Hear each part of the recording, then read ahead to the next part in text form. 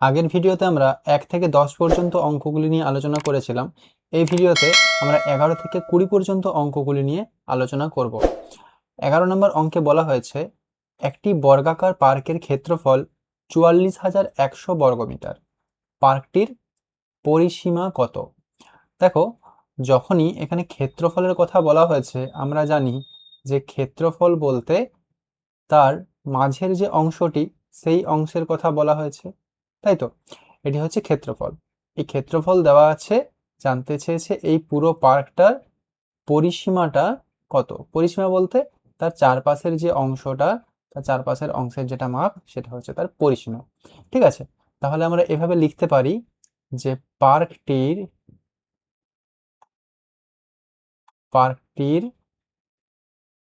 ক্ষেত্রফল সমান 44,100 বর্গ মিটার।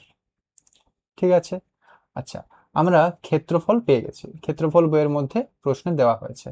বলতো, পরিসীমা নির্ণয় করতে গেলে আমাদের বর্গাকার পার্কের পরিসীমা নির্ণয় করতে হলে আমাদের কি প্রয়োজন হবে? ঠিক বলেছো, বর্গাকার পার্কটির একটি বাহুর দৈর্ঘ্য প্রয়োজন হবে। ক্ষেত্রফল থেকে আমরা দৈর্ঘ্য সহজেই নির্ণয় করতে পারবো। তাহলে আমরা লিখতে পারি, অতএব পার্কটির একটি বাহুর বা একটি সাইডের দৈর্ঘ্য কত হবে? ক্ষেত্রফল থেকে যখনই আমরা দৈর্ঘ্য নির্ণয় করব, মানে বর্গক্ষেত্রের ক্ষেত্রফল থেকে যখন দৈর্ঘ্য নির্ণয় করব তার রুট করতে হবে। তাহলে √/44,100 সমান, দেখো 44,100 441, 441 কার স্কোয়ার বলো তো? ঠিক বলেছো, 21-এর স্কোয়ার। তাহলে 21 গুণিত 21। আচ্ছা, এখানে আছে দেখো দুটো শূন্য মানে 100, তাহলে আমরা 100-র পরিবর্তে 10 গুণিত 10 লিখতে পারি, তাই তো?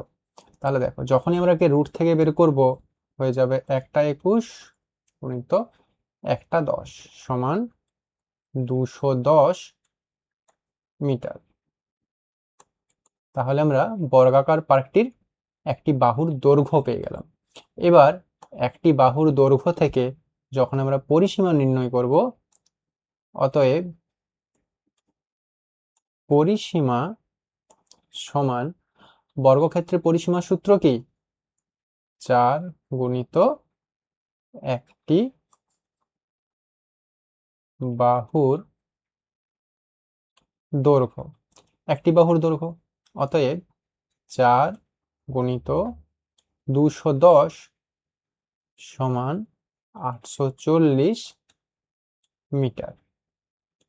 পরিসীমার একক হলো শুধু মিটার, আর ক্ষেত্রফলের একক হলো বর্গ একক।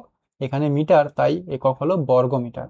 অতএব আমরা বর্গক্ষেত্রের বা বর্গাকার পার্কটি যেটি পরিসীমা ছিল সেটি নির্ণয় করতে পারলাম, 840 মিটার। আশা করছি অঙ্কটা তোমরা বুঝতে পেরেছো। পরের প্রশ্ন দেখা যাক। 12 নম্বর প্রশ্নে বলা হয়েছে কয়েকজন বালক নিজেদের মধ্যে 2025 টাকা চাঁদা তুলল। যতজন বালক ছিল প্রত্যেকে তত টাকা চাঁদা দিয়েছিল, তাহলে প্রত্যেকে কত করে চাঁদা দিয়েছিল?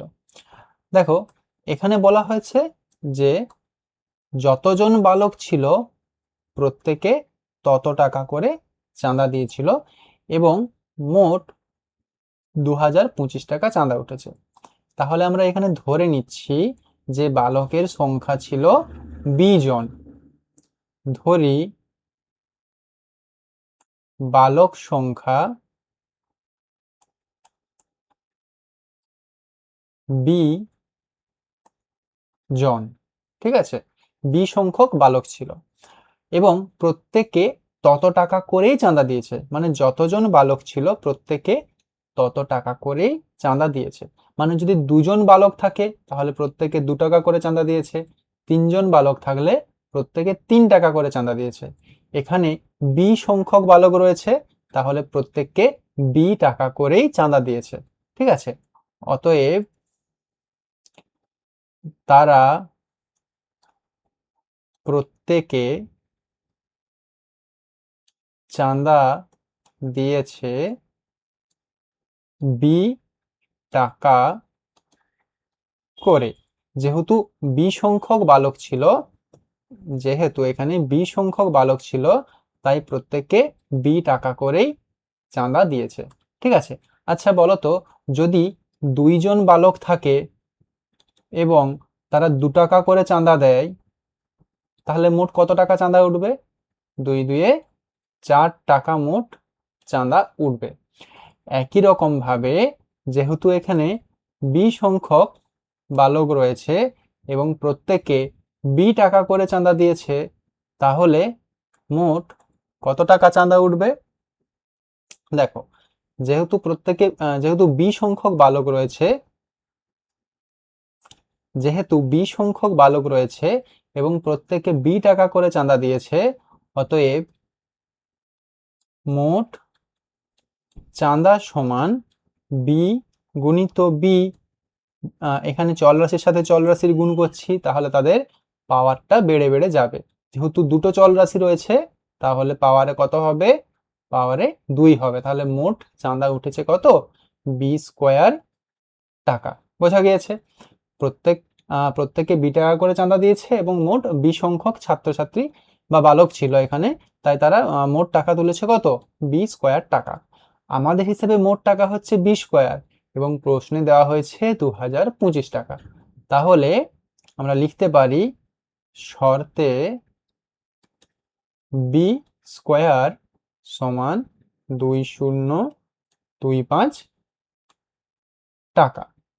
এবার দেখো, প্রশ্নের বাঁ দিকে বি² আছে, আমরা যদি স্কোয়ারটাকে তুলি তাহলে ডান দিকে রুট করতে হবে। তাহলে বি সমান √2025 টাকা। ঠিক আছে, তাহলে বি এর মান কত? বি এর মান হবে, যদি আমরা 2025কে রুট করি বা বর্গমূল করি, তাহলে কত হবে? আমরা ভাগ পদ্ধতিতে বর্গমূল করে নিচ্ছি। 2025, ডান দিক থেকে জোড়া নিলাম, রয়েছে দেখো কত? 20। তাহলে আমরা 4 4 16 লিখতে পারি। 4 2 5, 4-এর ডবল কত? এক ঘর ছেড়ে হচ্ছে 8। আমরা যদি 5 দিয়ে করি, 5 5 25-এর 5, হাতে 2, 5 8 40, হাত 2 42, 425। তাহলে বি এর মান হলো কত? 45 টাকা। আমরা কি ধরেছিলাম? প্রত্যেককে বি টাকা করে চাঁদা দিয়েছে এবং বি এর মান পেয়ে গেলাম কত? 45। তাহলে প্রত্যেককে কত করে চাঁদা দিয়েছে আমরা লিখতে পারি। অতএব দিয়ে তোমরা এটা নিচে লিখবে, প্রশ্নে যেহেতু এখানে জায়গা নেই তাই আমি উপরে লিখে দিচ্ছি। অতএব প্রত্যেকে চাঁদা দিয়েছে 45 টাকা। বোঝা গিয়েছে? পরের প্রশ্ন দেখে নাও। 13 নম্বর প্রশ্নে বলা হয়েছে, কয়েকজন বালক একত্রে 121 টাকা খরচ করলো। যতজন বালক আছে প্রত্যেকে তত সংখ্যক 25 পয়সা করে খরচ করলো। তাহলে বালক দিকের সংখ্যা নির্ণয় করো। এখানে বলা আছে যে মোট তারা একত্রে 121 টাকা খরচা করেছে এবং যতজন বালক আছে প্রত্যেককে তত করে 25 পয়সা করে খরচ করেছে। তাহলে আমরা ধরি বালক সংখ্যা সমান এ জন। ঠিক আছে, ধরে নিচ্ছি যে মোট বালক আছে এ জন। ওকে, এবার যদি মোট এ জন বালক থাকে এবং এক একজন যদি 25 পয়সা করে খরচা করে, তাহলে প্রত্যেকে বা এক একজন করে মোট কত খরচা করবে? প্রত্যেকে খরচ করে 25 পয়সা। তাহলে মোট খরচ কত হবে? মোট খরচ, আচ্ছা বলো তো, যদি মনে করো 2জন বালক রয়েছে এবং প্রত্যেকে যদি 2 টাকা করে খরচা করে, তাহলে মোট কত খরচা হবে? মোট 4 টাকা করে খরচা হবে, তাই তো? একই রকম এখানে মোট বালক আছে তো এ জন, তাহলে এ জন গুণিত প্রত্যেকে কত করে খরচা করছে? 25 পয়সা করে। তাহলে 25 পয়সা। তাহলে মোট খরচ কত হবে? 25, এখানে একটা চল রাশি আছে, এখানে একটা চল রাশি আছে, তাহলে এতে এ স্কোয়ার, তাহলে মোট 25 স্কোয়ার পয়সা। এই অ্যামাউন্টটা তারা মোট খরচ করেছে। বুঝা গেছে? এবার দেখো, আমাদের এখানে তো মোট খরচ হচ্ছে 25 পয়সা, এবং প্রশ্নে সেটাই বলে দিয়েছে 121 টাকা। তাহলে আমরা 121 টাকাকে লিখতে পারি 121 গুণিত 100 পয়সা, তাই তো? দেখো, তাহলে আমরা এটা এইভাবে লিখতে পারি, শর্তে 25 স্কোয়ার সমান 121টা টাকা ছিল, যেহেতু এটা দেখো পয়সাতে আছে, 121টা তো টাকাতে আছে, তাই এটাকে পয়সা করার জন্য 100 দিয়ে গুণ করলাম, বা পাশে আরো দুটো 100 বসিয়ে 100 করে নিলাম। এবার দেখো, যদি কাটাকাটি করি, 4 দিয়ে কাটলে 5 দিয়ে কাটছে, ঠিক আছে, 5 5 25, 5 2 10, 5 4 20, 5 2 10, আর একটা 0। আবার যদি 5 দিয়ে কাটা হয়, 5 4 20, 5 8 40, 5 4 20। তাহলে দেখো এ স্কোয়ার সমান কত? 484। এ সমান √484, বা এ সমান, আমরা এখানে বা লিখতে পারি, ঠিক আছে, যেহেতু মাঝে সমান আছে, আমরা এদিকে বা লিখবো। তাহলে এ সমান 484কে যদি রুট থেকে বের করা হয়, হবে সেটা 22, ঠিক আছে। তাহলে আমরা দেখো, বালক দিকের সংখ্যা কত ধরেছিলাম? বালকের সংখ্যা ধরেছিলাম জন। তাহলে মোট আমাদের এর মান কত বেরিয়েছে? 22। তাহলে মোট বালকের সংখ্যা কত হবে? অতএব বালকের সংখ্যা 22 জন। আশা করি প্রশ্নের উত্তরটা তোমরা বুঝতে পেরেছো। পরের প্রশ্ন দেখা যাক। 14 নম্বর প্রশ্নে বলা হয়েছে 5 অঙ্কের বৃহত্তম পূর্ণবর্গ সংখ্যাটি নির্ণয় করো। এখানে 5 অঙ্কের বৃহত্তম পূর্ণবর্গ সংখ্যা নির্ণয় করতে বলা হয়েছে। দেখো, আমরা জানি যে 5 অঙ্কের বৃহত্তম সংখ্যা হচ্ছে 5টা 9। তাহলে আমরা 5 অঙ্কের বৃহত্তম সংখ্যার থেকে যদি কিছুটা কম বেশি করি, তাহলেই নিশ্চয়ই পূর্ণবর্গ সংখ্যাটি পেয়ে যাব, তাই তো? তাহলে আমরা ফার্স্ট লিখে নিচ্ছি যে 5 অঙ্কের বৃহত্তম সংখ্যা সমান 5টা 9। এবার এই 5টা 9কে যদি আমরা বর্গমূল করি, তাহলে পেয়ে যাব যে যেটা এক্সট্রা থাকবে সেটা বাদ দিয়ে দিলে আমরা 5 অঙ্কের বৃহত্তম পূর্ণবর্গ সংখ্যা পেয়ে যাব। 5টা 9কে আমরা লিখে নিলাম। আমরা ডান দিক থেকে জোড়া নিচ্ছি, একটা জোড়া, দুটো জোড়া, আর একটা 3 9 রয়েছে, তাহলে 3 3 9 বসালাম। 9 9 নেমে গেল, এক ঘর ছেড়ে, 3-এর ডবল হচ্ছে 6। যদি 1 দিয়ে করি 61, 9 থেকে 1 বাদ দিলে 8, 6 থেকে 9 3, পরে 99 নেমে যাবে। এখানে যেহেতু 1 বসিয়েছিলাম, উপরেও আমাদের 1 দিতে হবে। 31-এর ডবল হচ্ছে 62, ঠিক আছে। এবারে এখানে এমন একটি সংখ্যা বসাতে হবে যাতে সেই সংখ্যা দিয়ে পুরো সংখ্যাটাকে গুণ করলে এই সংখ্যার কাছাকাছি আমরা পেতে পারি, ঠিক আছে। দেখো, আমরা যদি এখানে মোটামুটি দেখো 62 আছে, মানে 60, তাহলে 38 আছে, 6 6 36, 6 7 42, 42টা বেশি হয়ে যাবে। তাহলে আমরা যদি 6 দিয়ে করি, 6 দিয়ে করলে 6 6 36-এর 6, এক্সট্রা 3, 6 2 12, 13 14 15, 5, এক্সট্রা 1, 6 6 36, 37, 6 দিয়ে চালালাম, এখানেও আমরা 6 লিখলাম। এক্সট্রা কত থাকছে? 9 থেকে 6 বাদ দিলে 3, 5 থেকে 9 4, 7 থেকে 8 1। তাহলে আমাদের দেখো 143, এটা আমাদের এক্সট্রা থেকে যাচ্ছে। যদি আমরা এই 5 অঙ্কের যে বৃহত্তম সংখ্যাটা রয়েছে, তার থেকে যদি 143কে বাদ দিয়ে দিই, তাহলে আমরা 5 অঙ্কের বৃহত্তম পূর্ণবর্গ সংখ্যা পেয়ে যাব। তাহলে লিখতে পারি অতএব 5 অঙ্কের বৃহত্তম পূর্ণবর্গ সংখ্যাটি হলো 5টা 9 বিয়োগ 143 সমান 9 থেকে 3 বাদ দিলে হচ্ছে 6, 9 থেকে 4 বাদ দিলে 5, 1 থেকে 9 8 আর 99 নেমে গেল। তাহলে 5 অঙ্কের বৃহত্তম পূর্ণবর্গ সংখ্যাটি হলো 99,856, যেটা কিনা এই 316 এর বর্গ। বোঝা গিয়েছে 316 এর বর্গ হলো 5 অঙ্কের বৃহত্তম পূর্ণবর্গ সংখ্যা, যেটা 99,856। পরবর্তী প্রশ্ন দেখে নাও। 15 নম্বর প্রশ্নে বলা হয়েছে 6 অঙ্কের ক্ষুদ্রতম পূর্ণবর্গ সংখ্যাটি নির্ণয় করো। 6 অঙ্কের ক্ষুদ্রতম পূর্ণবর্গ সংখ্যা। দেখো আমরা জানি যে 6 অঙ্কের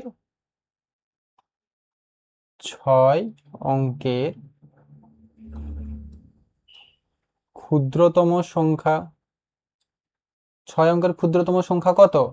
1 এর পিঠে 5টা 0। দেখো 1 2 3 4 5 6 6 অঙ্কের ক্ষুদ্রতম সংখ্যা।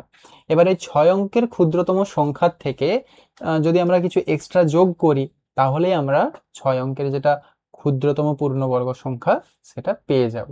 ঠিক আছে, তাহলে আমরা ফার্স্ট একে কি করি, বর্গমূল নির্ণয় করি। 1 2 3 4 5 6। ঠিক আছে, আমরা জোড়া নিচ্ছি, এই দুটো 0, এই দুটো 0, এই দুটো 0, 0 আর 1। তাহলে দেখো 10 আছে, আমরা 3 3 এ 9 করতে পারি। 10 থেকে 9 1, দুটো 0 নেমে যাবে। 3 এর ডবল হচ্ছে 6, 1 দিয়ে করলে হয় 61। 1 থেকে 10 9, 6 একে 7, 3 0 0, এখানে 1 করেছিলাম, এখানেও 1 দিতে হবে। 1 ঘর ছেড়ে 31 এর ডবল হচ্ছে 62।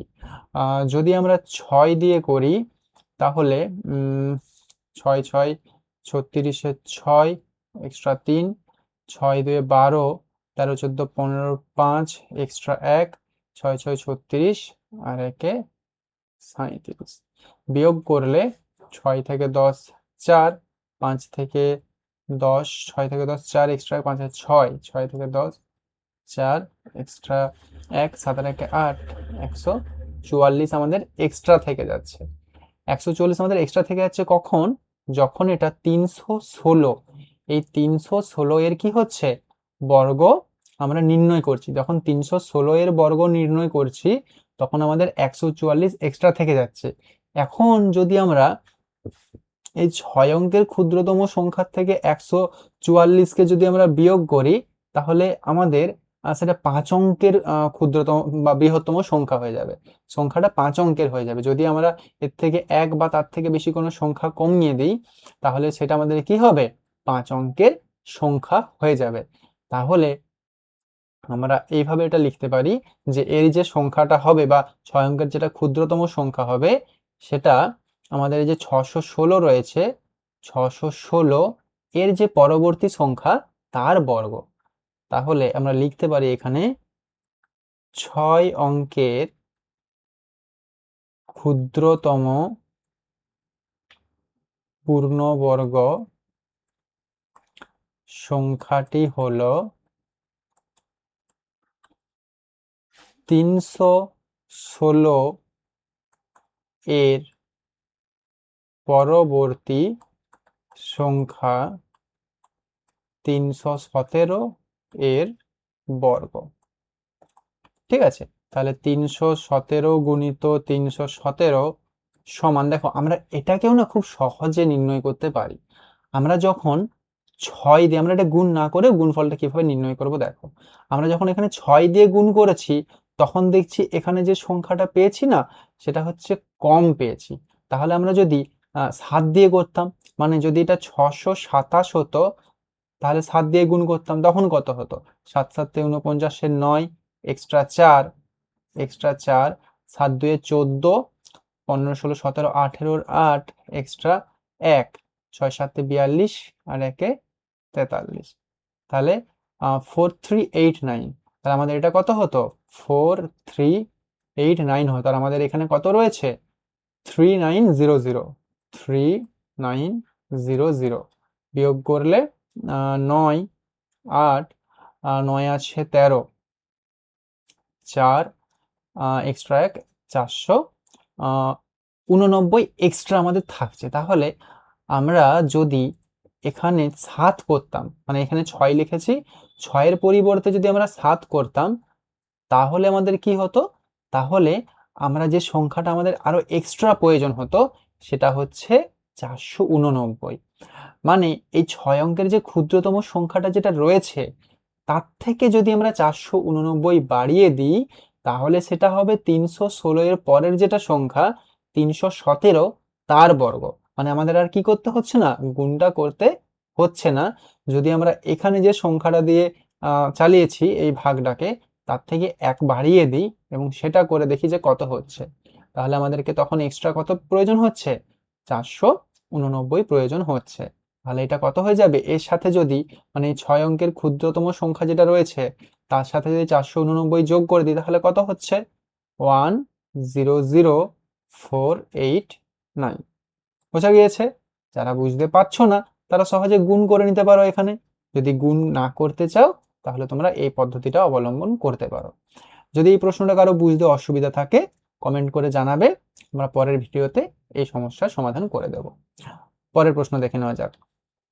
16 নম্বর প্রশ্নে বলা হয়েছে 10, 25, 50 দ্বারা বিভাজ্য ক্ষুদ্রতম পূর্ণবর্গ সংখ্যাটি কত? 10, 25 এবং 50, যখন এরকম ক্ষুদ্রতম পূর্ণবর্গ সংখ্যা নির্ণয় করতে বলবে, আমরা প্রথমে কি করব? সিম্পল এদের লসাগু নির্ণয় করব। কত আছে? 10, 25 এবং 50। যদি আমরা 5 দিয়ে চালাই, 5 2 10, 5 5 25, 5 10 50। আবার 5 দিয়ে করা যাক, 5 2 যাবে না, নামিয়ে দিলাম, 5 1 5, 5 2 10। আবার যদি 2 দিয়ে করি, 2 1 2, 1 নামিয়ে দিলাম, 2 1 2। তাহলে এদের লসাগু কত হচ্ছে? লসাগু হচ্ছে 5 গুণিত 5 গুণিত 2 সমান 5 5 25, 2 50 হলো এদের লসাগু। আচ্ছা, এখানে একটা জিনিস লক্ষ্য করো তো, এখানে কার কার জোড়া নেই? এখানে দেখো 5-এর একটা জোড়া পেয়েছি, কিন্তু এই 2টার কোনো জোড়া নেই। আমাদের যখনই পূর্ণবর্গ কথাটা উল্লেখ থাকবে তখনই আমাদের জোড়া খুঁজতে হবে। তাহলে এখানে লসাগু বেরিয়েছে 50, যদি আমরা এই 2টার একটা জোড়া দিয়ে দিই তাহলে এখানে 5-এরও জোড়া হয়ে যাবে, 2-এরও জোড়া হয়ে যাবে, তখন সেটা পূর্ণবর্গ সংখ্যা হয়ে যাবে। তাহলে আমরা লিখতে পারি, অতএব নির্ণেয় পূর্ণবর্গ সংখ্যাটি হলো 50 গুণিত 2। এই 2টা কোনটা? যার জোড়া নেই সেই 2টা আমরা এক্সট্রা এখানে গুণ করব। ঠিক আছে? 50 2 100। এই 100 হলো 10, 25, 50 দ্বারা বিভাজ্য ক্ষুদ্রতম পূর্ণবর্গ সংখ্যা। আশা করি প্রশ্নটা বুঝতে পেরেছ। পরের প্রশ্ন দেখা যাক। 17 নম্বর প্রশ্নে বলা হয়েছে 3টি ধনাত্মক সংখ্যার মধ্যে প্রথম ও দ্বিতীয় সংখ্যার গুণফল 18। ঠিক আছে? দ্বিতীয় এবং তৃতীয় সংখ্যার গুণফল 42। তৃতীয় ও প্রথম সংখ্যার গুণফল হচ্ছে 21। তাহলে সংখ্যাগুলি কি কি? এখানে দেখো প্রত্যেকটা জিনিস দুবার করে দেওয়া হয়েছে। প্রথমে দেওয়া আছে প্রথম দ্বিতীয়, তারপরে আছে দ্বিতীয় এবং তৃতীয়, তারপরে তৃতীয় ও প্রথম।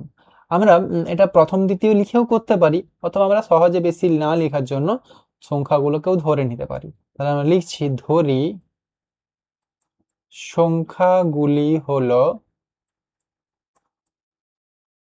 A B C. 3টে সংখ্যা হলো এ বি সি। প্রথম সংখ্যা হচ্ছে এ, দ্বিতীয় সংখ্যা হচ্ছে বি, তৃতীয় সংখ্যা হচ্ছে সি। বোঝা গিয়েছে? তাহলে দেখো, যদি আমরা এ এবং বি এর গুণ করি তাহলে আমরা কত পাবো? তাহলে আমরা পাবো 18। যদি বি এবং সি মানে দ্বিতীয় এবং তৃতীয় সংখ্যা গুণ করি তাহলে আমরা গুণফল পাবো 42। যদি তৃতীয় সংখ্যা এবং প্রথম সংখ্যা অর্থাৎ সি এবং এ কে গুণ করি তাহলে গুণফল পাবো কত? 21। এখানে একটা জিনিস লক্ষ্য করো, প্রত্যেকটা সংখ্যায় দুবার করে রয়েছে, তাহলে এ এবং এতে গুণ করলে হয় এ স্কোয়ার, বিতে বিতে বি স্কোয়ার, সিতে সিতে সি স্কোয়ার। তাহলে আমরা লিখতে পারি এ গুণিত বি গুণিত সি, যেহেতু প্রত্যেকটা দুবার করে রয়েছে এবং এরা প্রত্যেকেই চল রাশি এবং গুণ আকারে রয়েছে, তাই এদের কি হয়ে যাবে, এখানে স্কোয়ার হয়ে যাবে, যেহেতু এতে এতে এ স্কোয়ার, এইভাবে পুরোটা স্কোয়ার হয়ে যাচ্ছে। একই রকম ভাবে আমরা এখানে এটা গুণ করব না, ঠিক আছে, গুণ না করে এগুলোকে গুণ আকারে লিখে দেব। কত হবে? 18 গুণিত 42 গুণিত 21। ঠিক আছে, তাহলে এদিকে দেখো স্কোয়ার রয়েছে, মানে প্রশ্নের বাঁ দিকে দেখো স্কোয়ার রয়েছে এবং ডান দিকে আমরা যদি স্কোয়ার তুলতে যাই তাহলে ডান দিকের অংশে আমরা রুট করব। তাহলে এ গুণিত বি গুণিত সি সমান রুট ওভার 18-র পরিবর্তে আমরা লিখতে পারি 2 গুণিত 9, তাই তো। আমরা 42-এর পরিবর্তে লিখতে পারি 7 গুণিত 2 গুণিত 3। ঠিক আছে, 7 6 42, আমরা 9কেও 3 গুণিত 3 লিখতে পারি, 9 রাখলেও হবে। 21কে লিখতে পারি 7 গুণিত 3। ঠিক আছে, এবার দেখো এরা তো রুটের ভিতরে রয়েছে, যদি আমরা এদেরকে রুট থেকে বের করি তাহলে এ গুণিত বি গুণিত সি এর মান কত পাবো। দেখো এখানে একটা 2, এখানে একটা 2, তাহলে দুটো 2 এর জন্য আমরা একটা 2 নিলাম। এইখানে একটা 7, এইখানে একটা 7, তার জন্য একটা 7 নিলাম। এইটাতে একটা 3 আর একটা 3, 3 নিলাম। এবারে দেখো 9টা তো একটা পূর্ণবর্গ সংখ্যা, 9 কতই কতই গুণ করলে হয়, 3 3-এ গুণ করলে হয়, তাই এই 9-এর জন্য, মানে 9 তো দুটো 3 থেকে 9 পাই, তার জন্য আমরা একটা 3 নিলাম।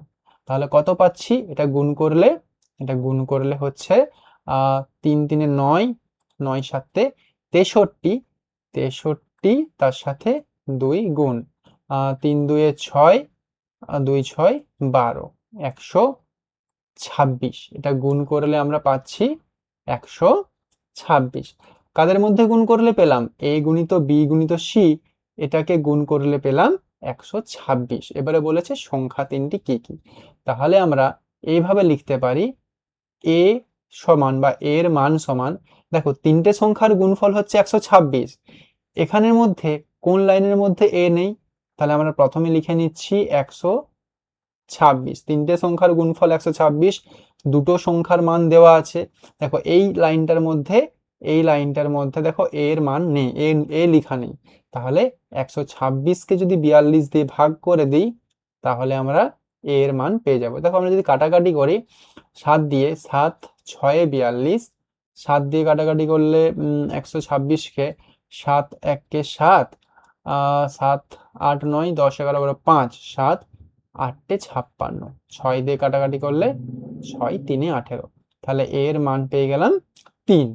বি এর মান যদি বের করতে হয় একই রকম, তিনটে সংখ্যার গুণফল 126, এই তিনটে লাইনের মধ্যে দেখো বি লেখা নেই এই লাইনটাতে, বা এখানে বি এর মান নেই, কত রয়েছে 21। এটাকে যদি 7 দিয়ে কাটাকাটি করি, 7 3-এ 21, 7 দিয়ে কাটাকাটি করলে 18, 3 6-এ 18, তাহলে বি এর মান পেয়ে গেলাম 6। এবার সি এর মান যদি বের করতে চাই একই রকম ভাবে, তিনটে সংখ্যার গুণফল 126, সি এর মান নির্ণয় করলে এইখানে দেখো সি নেই, তাহলে 18। যদি এটাকে আমরা 3 দিয়ে কাটাকাটি করতে, 6 দিয়ে কাটছি, 6 3-এ 18, 6 2-এ 12, 6 1-কে 6, 3 7-এ 21 সমান 7। তাহলে সংখ্যা তিনটি কি কি পেলাম? সংখ্যা তিনটি হলো, প্রথম সংখ্যা হলো 3, দ্বিতীয় সংখ্যাটি হলো 6 এবং তৃতীয় সংখ্যাটি হলো 7। আশা করছি এই প্রশ্নের সমাধানটিও তোমরা বুঝতে পেরেছো। পরের প্রশ্ন দেখা যাক। 18 নম্বর প্রশ্নে বলা হয়েছে একটি সৈন্যদলকে 12 18 বা 24টি সারিতে সমানভাবে সাজানো যায়, তাদের পূর্ণবর্গ হিসেবেও কিন্তু সাজানো যায়, তাহলে ওই সৈন্যদলে কমপক্ষে কতজন সৈন্য ছিল। যখন এরকম কমপক্ষে কতজন সৈন্য ছিল এবং তাদের পূর্ণবর্গ আকারেও সাজানো যায়, তখন আমরা সিম্পলি জানি যে কমপক্ষে থাকলে আমরা লসাগু নির্ণয় করব। তাহলে প্রথমে 12 18 এবং 24 এদের লসাগু নির্ণয় করে নিচ্ছি। ছোট ছোট সংখ্যা দিয়ে চালাচ্ছি। 2 6 12, 2 9 18, 2 12 24। আবার যদি 2 দিয়ে করা হয়, 2 3 6, 9 নেমে গেল, 2 6 12। আবার যদি 3 দিয়ে করা হয়, 3 1 3, 3 3 9, 3 2 6। তাহলে লসাগু কত? লসাগু সমান 2 গুণিত 2 গুণিত 3 গুণিত 3 গুণিত 2। 1 থাকলে সেটা না লিখলেও চলবে। তাহলে দেখো 2 2 4, 4 3 3 6, 6 4 24, 2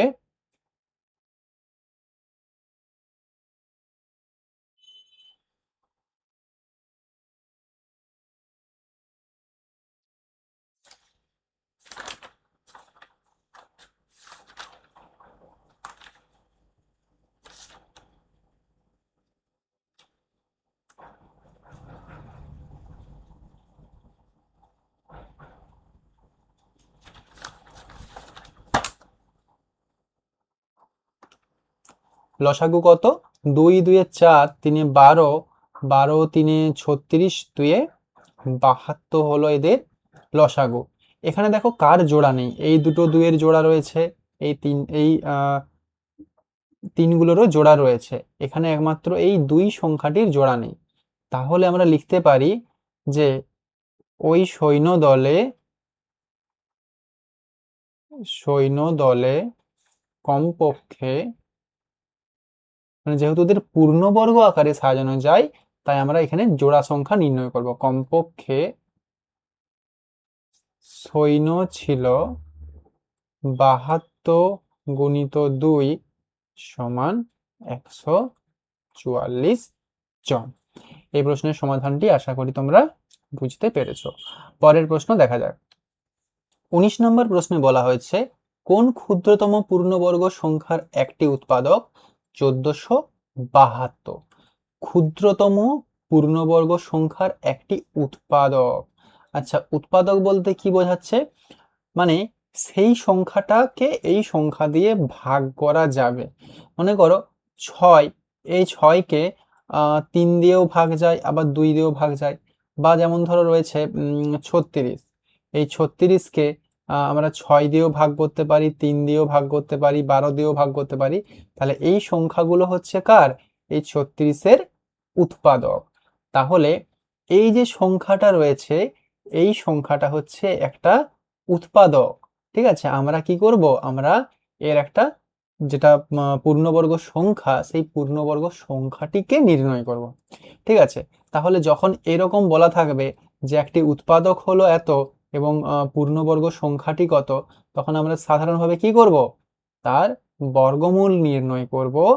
কিন্তু বর্গমূলটা আমরা উৎপাদকের সাহায্যে নির্ণয় করব। ঠিক আছে, তাহলে 1472 একে যদি আমরা বর্গমূল নির্ণয় করি উৎপাদকের সাহায্যে, কত হচ্ছে দেখা যাক।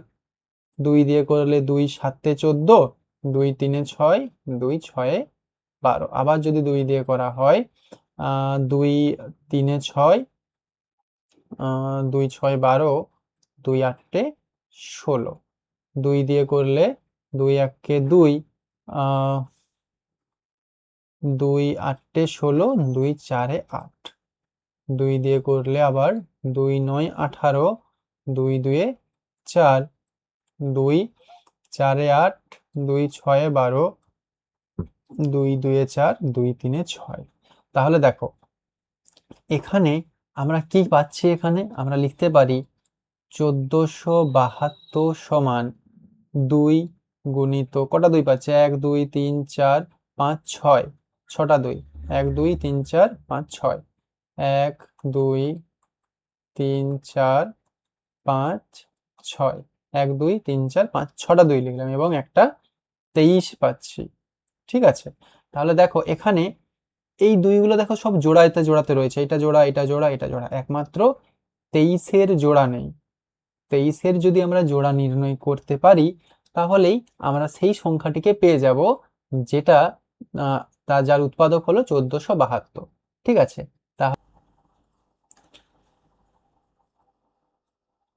অতএব নির্ণেয় সংখ্যাটি হলো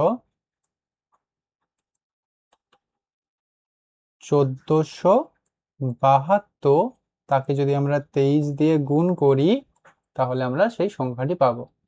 3 2 6, 3 7 21, এক্সট্রা 2, 3 4 12, 14 4 এক্সট্রা 1, 3 1 3 আর 1 4, গুণিত 2 2 4, 2 7 14, 4 এক্সট্রা 1, 2 4 8 আর 1 9, 2 1 2, 6, 4 আর 1 5, 4 আর 4 8, 9 আর 4 13, 3 এক্সট্রা 1 3, তাহলে 3 3 8 5 6 বা 33,856 হলো সেই পূর্ণবর্গ সংখ্যা যার একটা উৎপাদক হলো 1472। আশা করি প্রশ্নটির সমাধান তোমরা বুঝতে পেরেছো। এই ভিডিওর শেষ প্রশ্ন 20 নম্বর প্রশ্নটি দেখা যাক। বলা হয়েছে কোন ক্ষুদ্রতম পূর্ণবর্গ সংখ্যা 16, 40 এবং 80 দ্বারা বিভাজ্য। একই অঙ্ক, যে পূর্ণবর্গ সংখ্যা জানতে চেয়েছে এবং ক্ষুদ্রতম পূর্ণবর্গ, তাহলে সাধারণভাবে কি করব, এদের লসাগু নির্ণয় করব। 16, 40 এবং 80। যদি 2 দিয়ে করি, 2 8 16, 2 20 40, 2 40 80, 2 4 8, 2 10, 2 20 40। আবার 2 দিয়ে করলে 2 2 4, 2 5 10, 2 10 20, 2 1 2 5 10, 5 দিয়ে করলে 1 5 1 5 1। আচ্ছা, তাহলে দেখো লসাগু পাচ্ছি কত, লসাগু সমান 1 2 3 4, 4টা 2, 2 গুণিত 2 গুণিত 2 গুণিত 2 গুণিত একটা 5, তাহলে 2 2 4, 2 8, 2 16, 5 কত 80। দেখো এখানে সবগুলোই এই যে 2 গুলো এদের জোড়া রয়েছে কিন্তু 5-এর কোনো জোড়া নেই। তাহলে আমরা যদি একটা 5কে এর সঙ্গে গুণ করে দিই তাহলে আমরা ক্ষুদ্রতম পূর্ণবর্গ সংখ্যাটি পেয়ে যাব। ঠিক আছে, তাহলে আমরা লিখতে পারি অতএব ক্ষুদ্রতম পূর্ণবর্গ সংখ্যাটি হলো 80 গুণিত 5 সমান 400। আজকের ভিডিওতেই এই 20টা প্রশ্ন নিয়ে আলোচনা করা হলো। যদি ভিডিওটি ভালো লেগে থাকে এবং সমাধানগুলোকে তোমরা বুঝতে পারো তাহলে অবশ্যই চ্যানেলটি সাবস্ক্রাইব করবে এবং কমেন্ট করে জানাবে ভিডিওগুলো তোমাদের কেমন লাগছে।